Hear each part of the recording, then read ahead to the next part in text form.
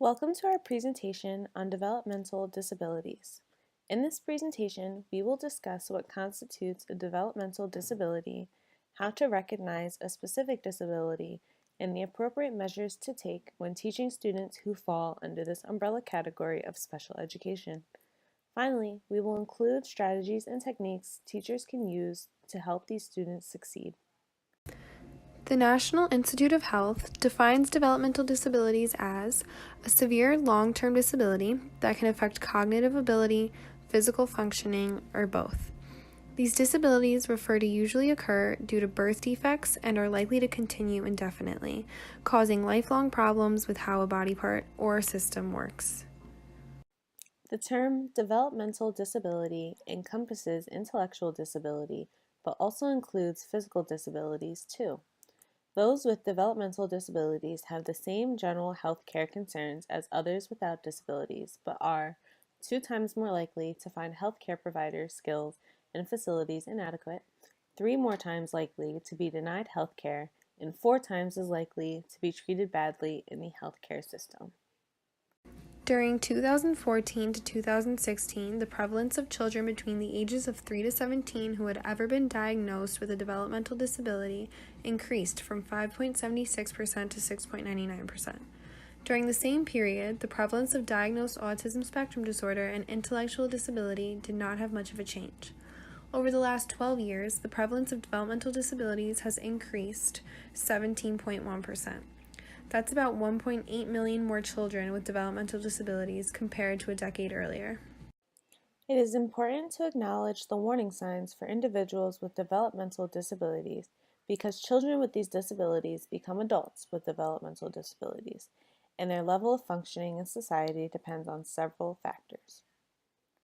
Some warning signs that can be seen in toddlers and other young children include rolling over, sitting up, crawling or walking much later than developmentally appropriate, pronunciation problems, slow vocabulary growth, poor ability to follow direction and routine, and the inability to do everyday tasks like getting dressed or using the restroom without help. As well, there are warning signs seen in older children. For example, a student making consistent reading and spelling errors, including letter reversals, inversions, transpositions, and substitutions in conversation, who is unaware or unable to recognize their physical surroundings, is prone to accidents, and has a slow recall of facts could have some form of a developmental disability. Examples of some developmental disabilities include, but are not limited to, autism, fetal alcohol and drug-related syndromes, Tourette's, cerebral palsy, Down syndrome, and intellectual disabilities. Autism, or autism spectrum disorder, refers to a broad range of conditions characterized by challenges with social skills, repetitive behaviors, speech, and nonverbal communication. Fetal alcohol syndrome refers to the whole range of effects that can happen to a person whose mother drank alcohol throughout their pregnancy. Tourette syndrome is a neurological disorder characterized by repetitive, stereotyped, involuntary movements and vocalizations called tics. Cerebral palsy is a group of disorders that affect a person's ability to move and maintain balance and posture. It is the most common motor disability in childhood. Down syndrome is usually caused by an error in cell division called non-disjunction, which results in an embryo with 3 copies of chromosome 21 instead of the usual 2. Finally, intellectual disabilities. This disability is usually characterized by significant limitations both in intellectual functioning, such as reasoning, learning, and problem solving, and in adaptive behavior, which covers a range of everyday social and practical skills.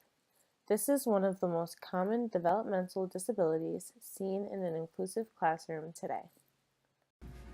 Most developmental disabilities are genetic in origin, and the term developmental delays can be misleading in this sense. Children born with these disabilities cannot grow out of their disability. Children with developmental disabilities become adults with developmental disabilities, and their level of functioning in society depends on several factors: type and severity of disability, amount of support and therapy received as a child, individual personality, and previous isolation. As always, it is important for teachers to not only recognize these developmental disabilities, but to have sufficient teaching techniques and strategies to help guide these students in their learning. We will be discussing several tools a teacher can use in their own classroom to best serve these exceptional learners. People with developmental disabilities have problems with major life activities, such as language, movement, and learning. Some strategies for success in these areas include sensory accommodations and tools like fidget spinners for students or specific quiet areas and preferential seating. These changes in the classroom provide some comfort for the student and makes it easier to focus. Another strategy teachers utilize in the classroom is differentiated instruction. Teachers can use this technique with students with developmental disabilities by using visual charts and videos for additional practice, giving students the option to choose their own way to complete tasks, and graphic organizers to help keep these students on tasks in their learning. Another important concept to remember is how a teacher speaks and works with children with these disabilities. It is essential to speak slowly and clearly to ensure all students are following at the same pace. Reading class materials out loud and minimizing the usage of open-ended statements and questions also benefits those with developmental disabilities. There are also sensory accommodations that can be made to benefit these students.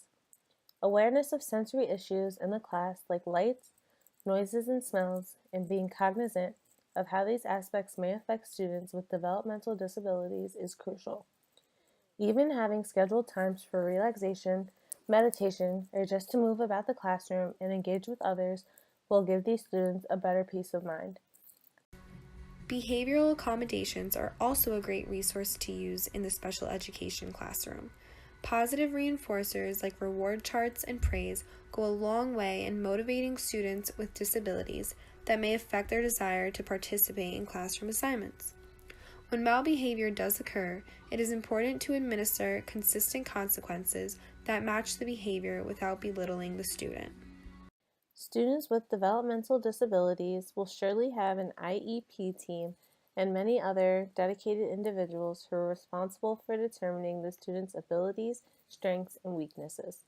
Setting meaningful and measurable goals individually and as a class will also ensure that these students will succeed despite the limitations their developmental disabilities may set forth for them. It is important to be aware of developmental disabilities and acknowledge how these disabilities come into play in the classroom. In what ways can we continue to effectively help students with developmental disabilities succeed in the classroom? How does this knowledge aid us in our understanding of special education? We hope you benefit from the information, and thanks for listening.